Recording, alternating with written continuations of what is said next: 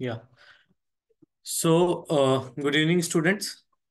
Till now, we have covered till section 111, जिस जहाँ तक हमने बर्डन ऑफ प्रूफ की बात की है.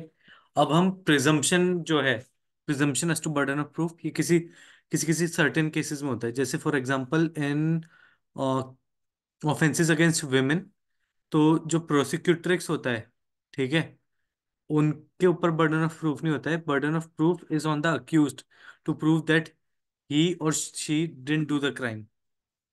Generally he होता है. Okay, because that's how criminal law has been drafted. Okay, so now let's dive into presumption as to burden of proof. Okay, so section 111A से 114 में presumption as to burden of proof की बात होती है. ठीक है. So these provisions envisage the exceptions to the doctrine of innocent until proven guilty.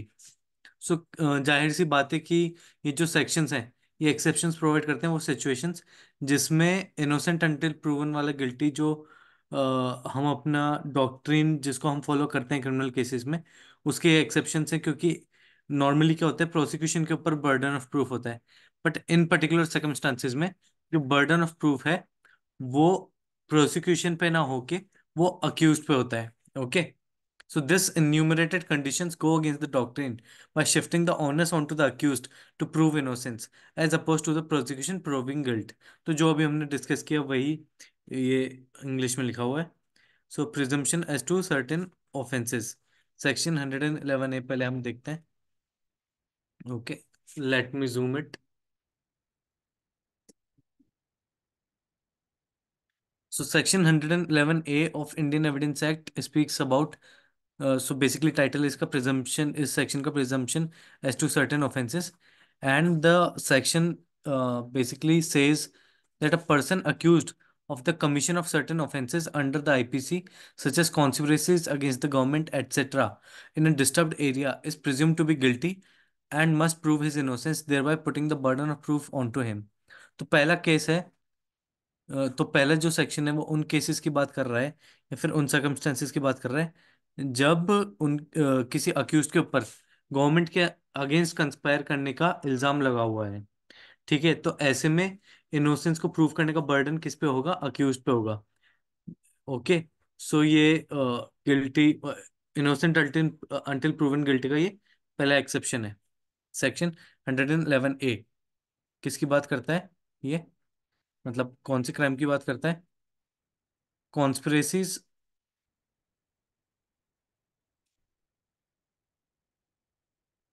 conspiracies against government.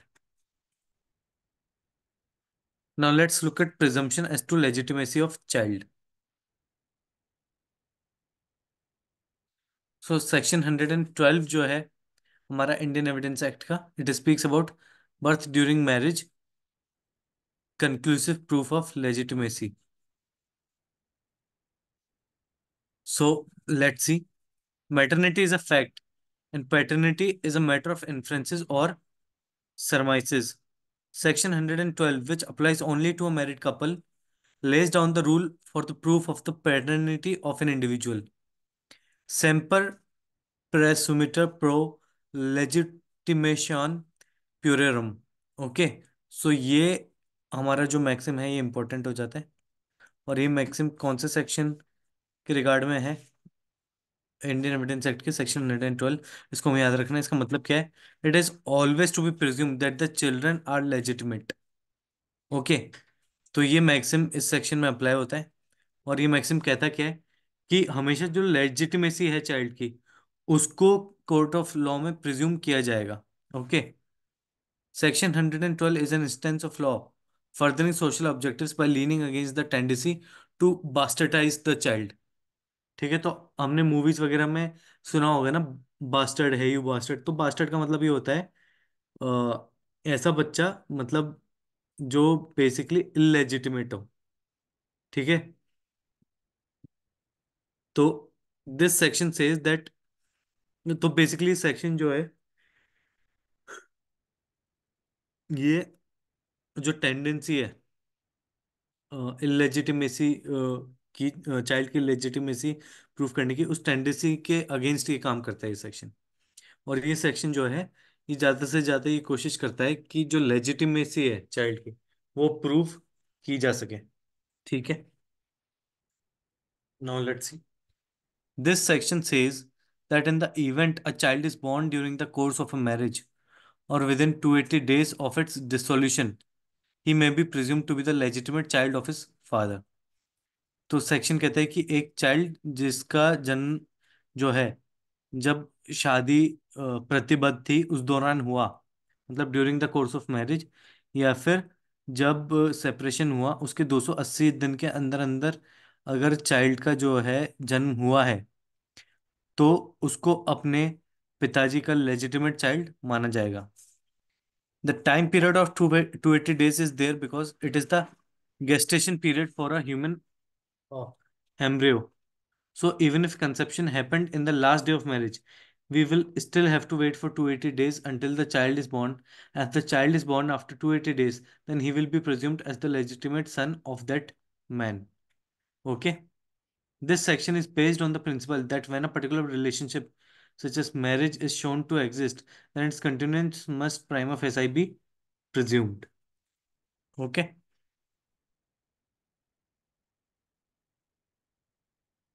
So these are some important points which you can note. Okay. This section refers to the point of time of the birth of the child as the deciding factor and not to the time of conception of that child. The later point of time has to be considered only to see whether the husband had no access to the mother। तो जो time of conception है वो खेल में तभी आएगा, या फिर बोर्ड डिस्कशन में तभी आएगा, जब हस्बैंड जो था वो प्रूव कर दे कि उसको जो है चाइल्ड की जो मदर है उसका एक्सेस ही नहीं था, मतलब उनका मेल मिलाप ही नहीं हुआ। Wait a minute.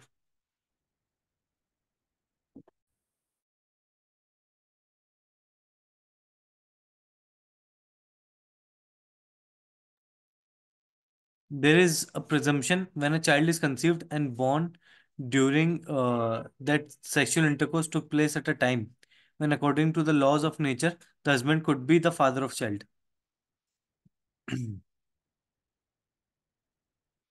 तो ये जो चीज है ये मानी जाती है कि sexual intercourse took place at a time when, according to the laws of nature, the husband could be the father of the child। Okay, मतलब वो इस काबिल हो। Third point is the presumption applies with equal force even where the child is born within a few days or even hours after the marriage। Further, it is immaterial that the mother was married or not at the time of the conception। तो जो mother है वो conception के time पे married थी या नहीं थी, it is not a material fact. ये प्रिजम्पशन फिर भी होगा। ठीक है।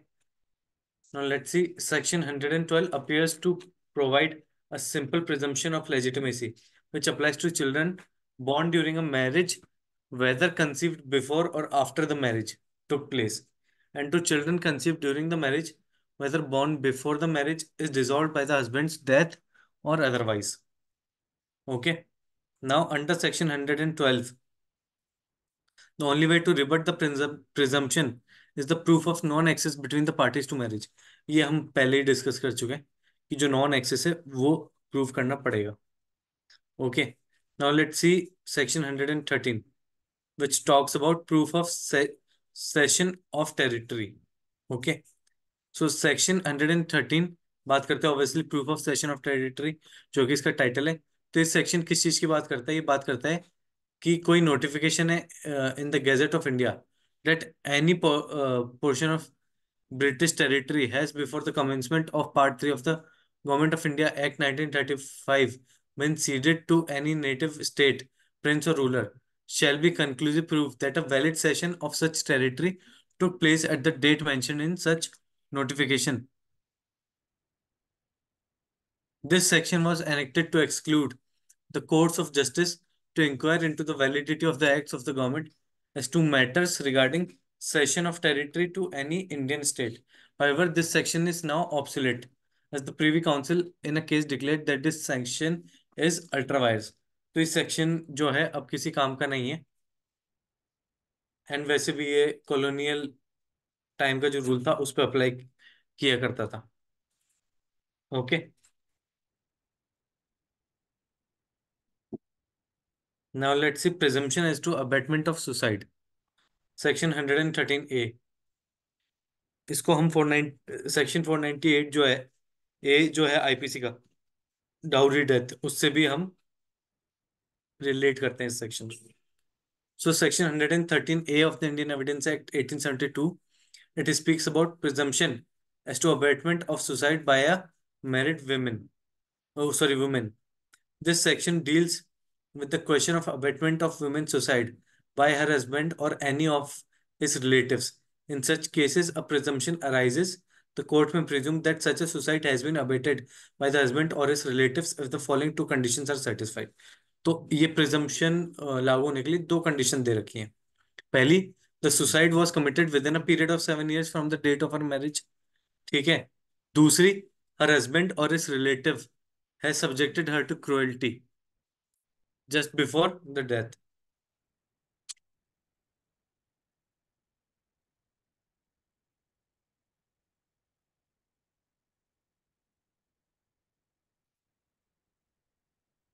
तो ये दो कंडीशन जो है फुलफिल होनी चाहिए इस प्रिजम्पशन को स्ट्राइक करने के लिए।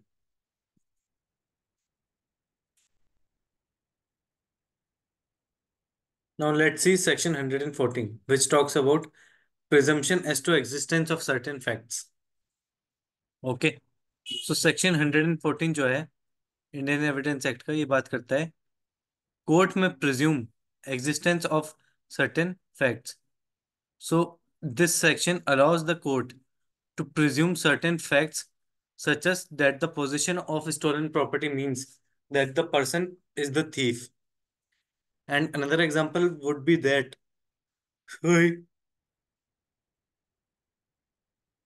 another example would be that when a person refuses to answer a question put to him in court, the presumption would be that if he had given the answer, it would be unfavorable for him. ठीक है। तो कुछ facts हैं जो court presume कर सकता है, जैसे कि ये एग्जांपल, इसमें बोला कि अगर किसी पर्सन से कोई क्वेश्चन पूछा गया और वो इसका आंसर ही नहीं कर रहा, तो प्रिज्यूम कर लिया जाएगा जो आंसर अगर वो देता तो उसका अनफेवरेबल होता, इसलिए ही वो जो है आंसर नहीं कर रहा था। So various other cases have been enumerated in section 114 which allow for the court to presume the existence of certain facts and accordingly shift the burden of proof. This presumption generally go against the generally established principles of burden of proof.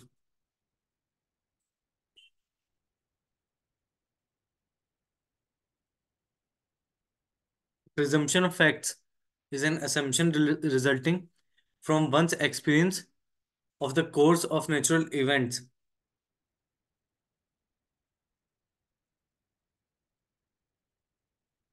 Yeah, presumption of facts is an assumption resulting from one's experience of the course of natural events of human conduct and human character.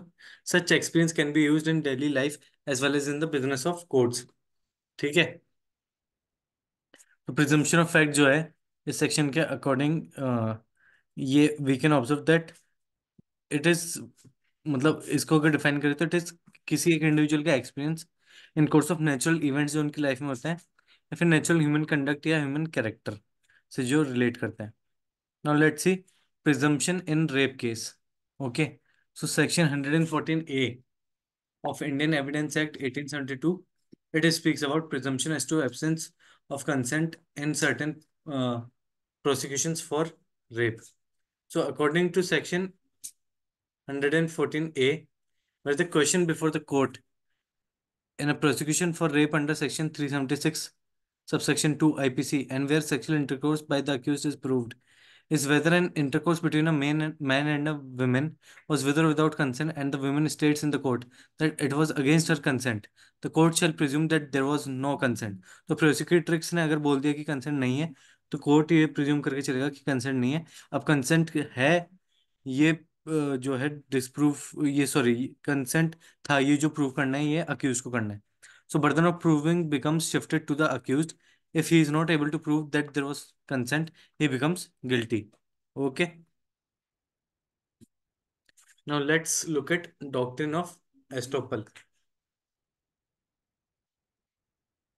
Okay. So estoppel is dealt within section 115 to 117 of Indian Evidence Act. While section 115 contains the general principle of estoppel by conduct, section 116 and 17 are instances of estoppel by contract. However, there are other recognized instances of estoppel with the Indian Contract Act, Section 234, Specific Relief Act, Section 18, TPA, Section 41 and 43. Estoppels which are not provided by the Evidence Act may be termed equitable estoppels. Okay, तो जो Indian evidence act में नहीं दे रखे वो equitable एस्टोपल्स हैं. अब kinds of estoppel हम देख लेते हैं कि कैसे कैसे होते हैं.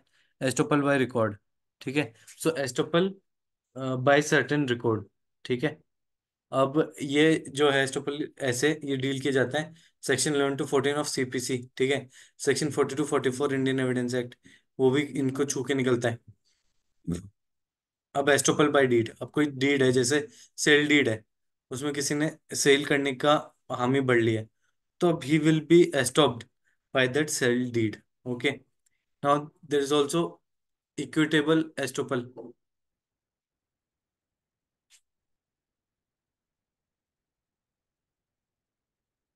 इक्विटेबल एस्टोपल भी है.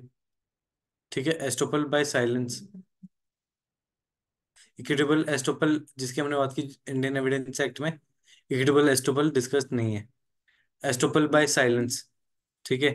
कि किसी को कुछ काम करने को बोला गया, या फिर किसी से पूछा गया था कि क्या आप जो है इसमें आपको इस पर्टिकुलर वर्बल एग्रीमेंट में कोई एतराज है, और उसने चुप रहा, कुछ बोला नहीं, तो ये अज्यूम कर लिया जाएगा कि हाँ कोई एतराज नहीं.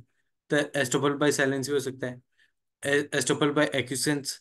ठीक है. This is also type of estoppel. फिर estoppel by negligence, promissory estoppel, ये सब एस्टोपल के टाइप्स थे. अब let's see estoppel in evidence act. ठीक है.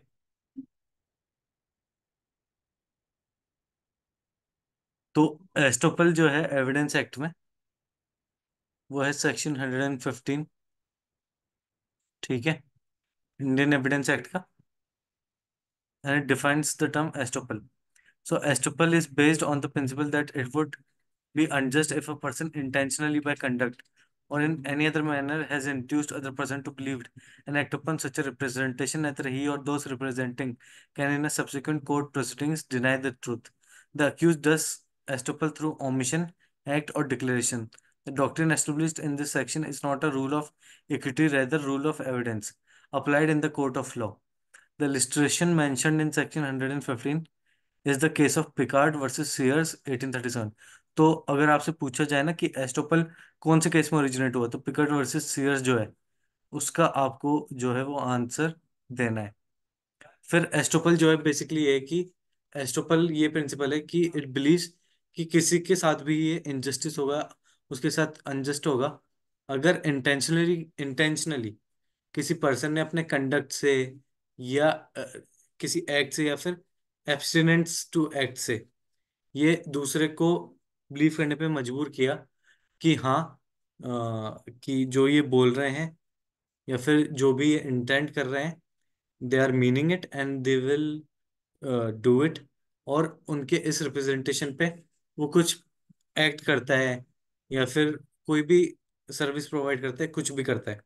फॉर एग्जाम्पल मैंने अपनी छोटी बहन को बोला कि तुम मेरे लिए एक गिलास पानी ले आएगी, तो मैं ये लिखित में देता हूँ कि मैं तेरे को 100 रुपये दूंगा. अब वो एक गिलास पानी ले आती है और फिर मैं मुकर जाता हूँ. ठीक है.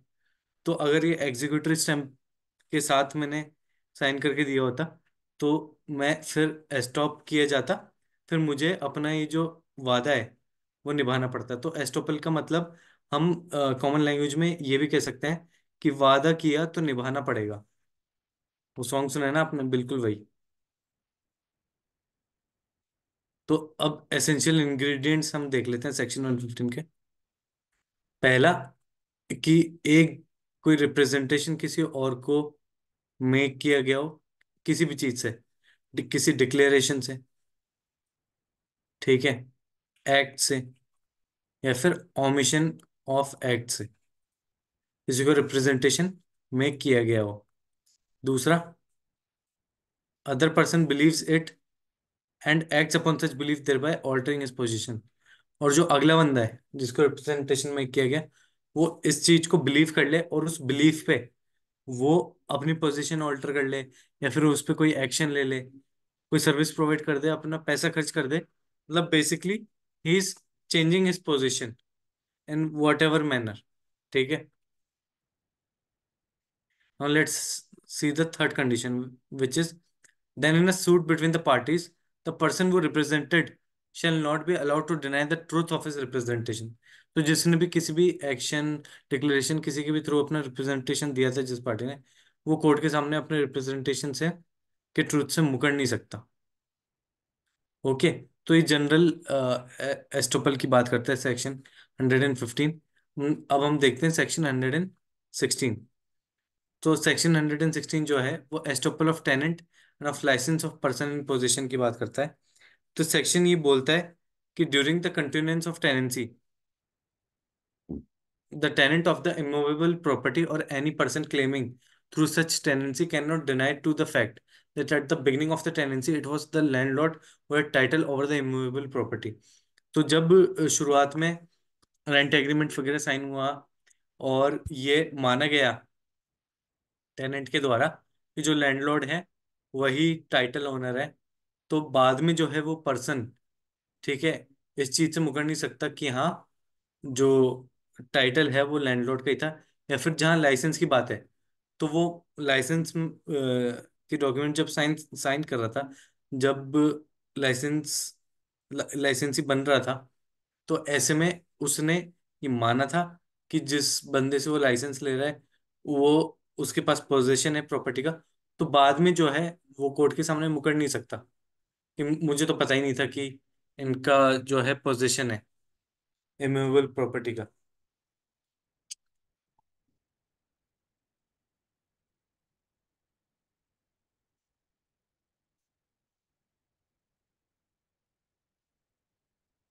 तो जो रिलेशनशिप है टेनेंट और लैंडलॉर्ड का, वो रिटर्न कॉन्ट्रैक्ट के वर्बल कॉन्ट्रैक्ट से एस्टेब्लिश किया जा सकता है।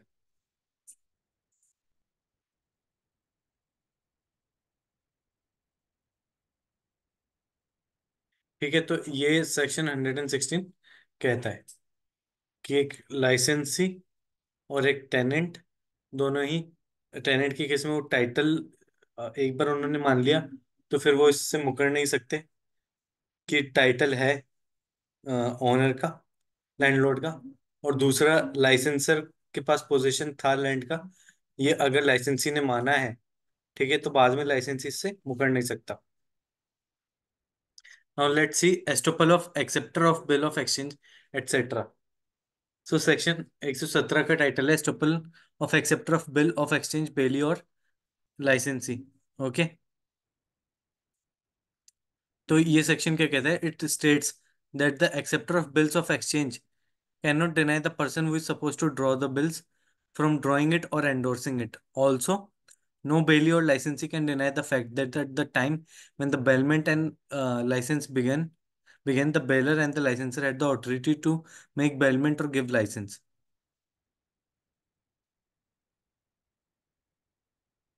तो जो एक्सेप्टर है बिल ऑफ एक्सचेंज का, वो बाद में जो है अगर कोई ये बिल ड्रॉ करना चाह रहा है या एंडोर्स करना चाह रहा है या उसको ड्रॉ करना चाह रहा है, ठीक है, तो उससे बाद में उसको मना नहीं कर सकता, उससे मुकर नहीं सकते, क्योंकि बिल ऑफ एक्सचेंज जो है वो आपस में इमोलमेंट उनका हो चुका है। तो सेक्शन 117 ये भी बात करता है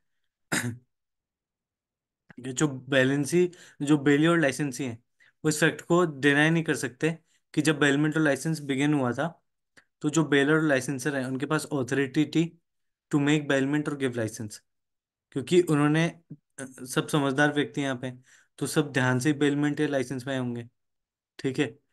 अब ये बाद में एक बार उन्होंने मान लिया कि हाँ उनके पास ऑथोरिटी है और वो बेलमेंट और लाइसेंस में आ गए, ठीक है, तो वो इस चीज से मुकर नहीं सकते।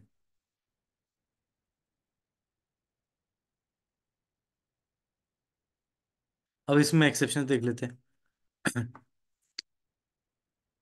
या तो पहला, the person accepting the bills of exchange can deny that the bills of exchange were really drawn by the very person who showed to have drawn it. Okay. दूसरा एक्सेप्शन कि if the bailor mistakenly delivers the good to some third party instead of the bailee, he can prove that the third party has the right over the goods bailed against the bailor। Okay. तो अगर किसी third party को, अगर baler ने mistakenly deliver कर दिया है goods जो बेली को डिलीवर होने थे, तो ऐसे में वो जो है इस चीज के अगेंस्ट प्रूव कर सकता है कि थर्ड पार्टी जो है उसका जो है राइट है गुड्स के ओवर अगेंस्ट द बेलर। ठीक है। सो ये तो जो है हमारा एस्टोपल खत्म। नाउ हमारे जो वीकेंड में क्लासेस हैं उसमें हम आगे का एविडेंस एक्ट पूरा खत्म करेंगे। Okay. So thank you for attending the class and I hope you are preparing well. Keep doing MCQs. And जिन्होंने पहले की क्लासेस अटेंड नहीं की वो यूट्यूब पे अटेंड कर सकते हैं।